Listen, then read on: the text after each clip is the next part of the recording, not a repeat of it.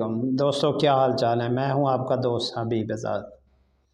दोस्तों, पिछली वीडियो में हमने बात की थी जब इलेक्शन का माहौल चल रहा था, तब के जो सूरत हाल थी या जो हालात नज़र आ रहे थे, तो उसमें पीटीआई आज़ाद उम्मीदवार ऐसा लग रहा था कि वो जीत रहे हैं। तब हमने आपको उस वीडियो में बताया था कि अभी पता नहीं है कि हालात कैसे होंगे, ये ऊंट कौन सी करवट बैठेगा, ये अभी पता नहीं है।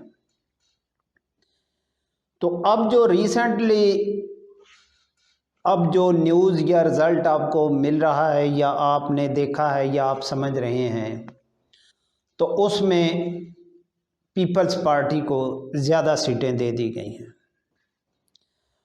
और इस सारे मामले में पीपल्स पार्टी को ज़्यादा सीटें दे दी गई हैं और नून लीग को कम, और जबकि जो आज़ाद उम्मीदवार थे उनको भी 3 सीटें दे दी गई हैं। तो इस सारे मामले को मद्देनज़र रखते हुए ये जो कश्मीर के लोग थे, ये पहले ही इस इलेक्शन पे कुछ तहफ़्फ़ुज़ात का इजहार कर रहे थे, बशमूल पीटीआई। ये तारीख़ में पहली बार ऐसा हो रहा है पाकिस्तान की तारीख़ में कि किसी सियासी जमात से उसका इंतखाबी निशान छीन लिया गया और पीटीआई को अपने निशान के ऊपर इलेक्शन लड़ने की इजाज़त नहीं है। तो ये एक रजिस्टर्ड जमात थी पीटीआई। मामलात होते रहते हैं। अगर आपको किसी एक पर्सन से कोई मामला है तो इसका ये मतलब नहीं है कि आप किसी भी सियासी पार्टी से आप उसका इंतखाबी निशान वापस ले लें।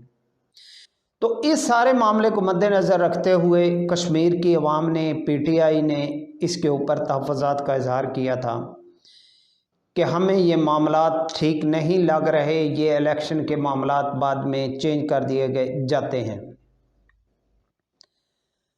तो अगर हम साबका तारीख़ को देखें कि कभी भी किसी भी इलेक्शन सियासी जमात से उसका इंतखाबी निशान नहीं छीना गया सिवाय पीटीआई के, और उसमें भी रिसेंटली अगर सुप्रीम कोर्ट के कुछ फैसलों पे नज़रसानी जो हुई है उसमें भी ये मामलात आए हैं सामने कि ये जो काजी फायज़ ईसा साहब का पीटीआई से बल्ले का जो निशान छीनने वाला फ़ैसला था वो ऐन कानून के मुताबिक नहीं था, ऐन कानून के मुताबिक नहीं था। अब अगर इस तहफ़्फ़ुज़ात जो कश्मीरी लोग या पीटीआई, इन लोगों के तहफ़्फ़ुज़ात जो थे, अब उस सूरत हाल में ये जो मामलात गुज़रे कि अब आप सोशल मीडिया पे देख रहे हैं, बैनुल-अक़वामी न्यूज़ पे, कि वहाँ पे दोबारा तसादम हुआ है, कुछ जानी नुकसानात हुए हैं। तो ये जानी नुकसानात नहीं होने चाहिए। किसी भी जमहूरी मुल्क में जब आप अवाम को वोट का हक देते हैं तो फिर वहाँ पे ये ऑप्शन होना ही नहीं चाहिए। किसी किस्म के तसादम का कोई भी ऐसा मामला नहीं होना चाहिए।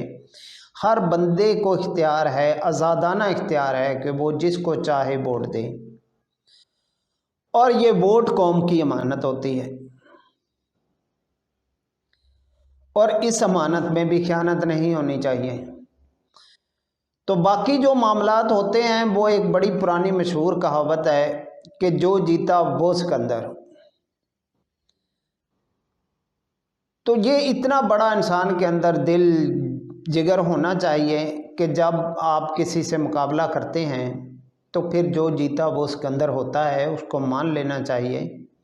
फिर ऐसे हालात नहीं पैदा करने चाहिए कि मामलात यहाँ तक चले जाएं कि जहाँ जानी नुकसान हो, ठीक है, मुल्क की बदनामी हो, मुल्क के सियासी मामलात, मुल्क की जमहूरियत ख़तरे में आ जाए।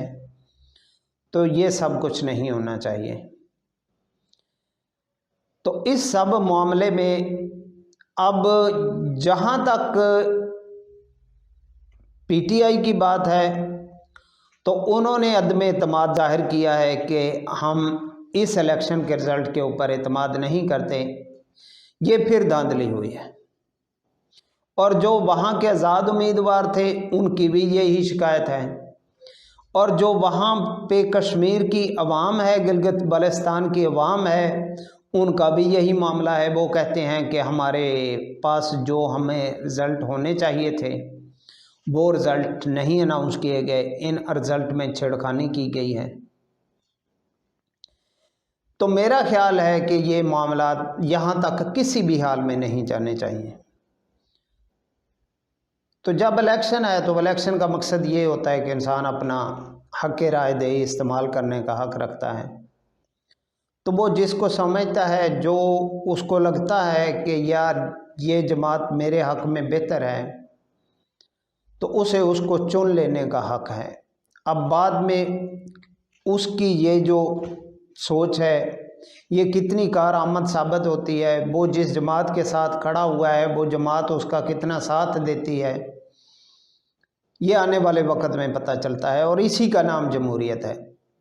तो ये हमारी बदकिस्मती है कि हमारे मुल्क में जमहूरियत का राग तो सुबह शाम अलापा जाता है, लेकिन कोई जमहूरियत नज़र नहीं आ रही। इसको हम जमहूरियत नहीं कहते कि अगर कोई बंदा सवाल करे तो उसे भी मुश्किलात का सामना हो। कोई बंदा वोट देने जाए तो उसको ये समझ ना लगे कि ये मैंने वोट डाला किधर है, आया किधर से है।